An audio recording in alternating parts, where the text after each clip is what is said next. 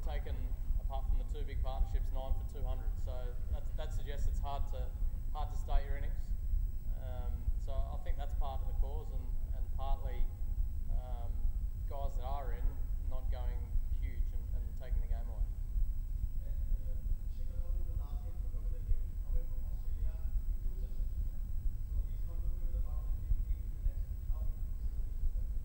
Great news. He played like Don Bradman.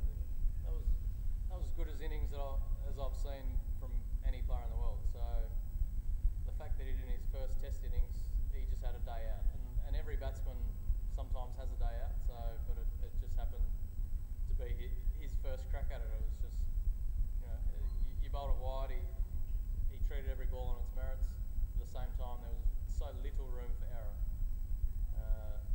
It was a hell of an innings, yeah.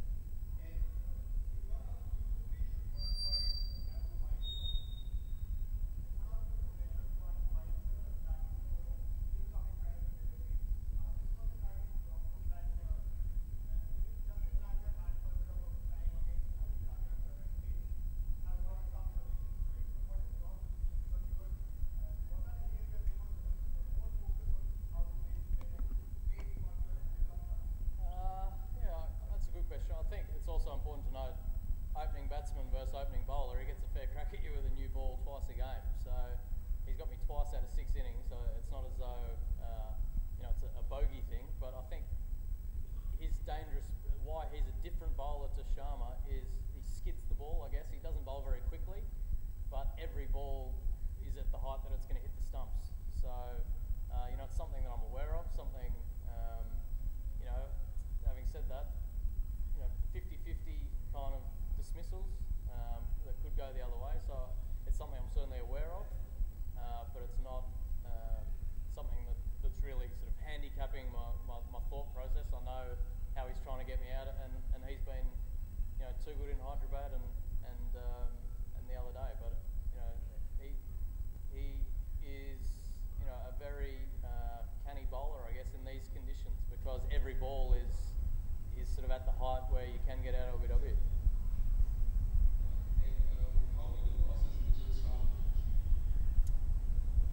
Well, I think any time a guy goes home, it's sad, and we've seen how much potential he has. That over with the second new ball the other day swung momentum, and then even that last spell against Dhoni and Tendulkar with the reverse swing ball was just pure skill. He's such a threat with the old ball, particularly in these conditions. So we've got no doubt that whoever steps up will step into the team. James Pattinson's obviously available for selection this Test again, and I think he, in the first 2 Tests, was pretty close to our best bowler. So we're looking forward to, I assume, having him back. I haven't been privy to any selection conversation, but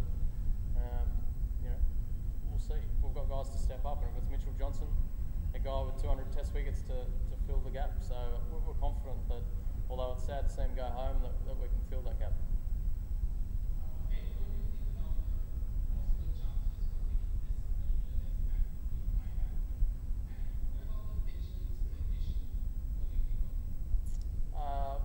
We're confident, as we have been in every Test, that we can win the Test if we play as well as we possibly can. We haven't done that yet. We're the first to put our hands up and say we haven't played as well as we possibly can. That's partly due to the skill of the opposition, and partly due to our own shortcomings. So we know that if we can put pressure on India for long periods of time, that we're a good chance of winning the Test. So there's certainly no defeatist attitude in our change room. And as for conditions, a few guys have played quite a bit of cricket here, whether it be with the Delhi Daredevils or during the IPL. So we feel like we've got a good handle of conditions, and I'm sure the wicket will be a good one.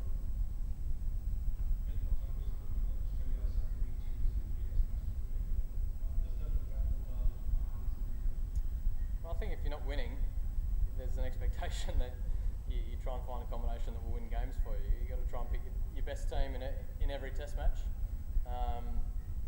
And if you're winning, that makes it pretty easy. So it doesn't affect your confidence. You know that you have to perform and the team has to win. Otherwise, there's a chance you won't play the next game. We play results-driven business, I guess. and we hold ourselves accountable to that. Last question.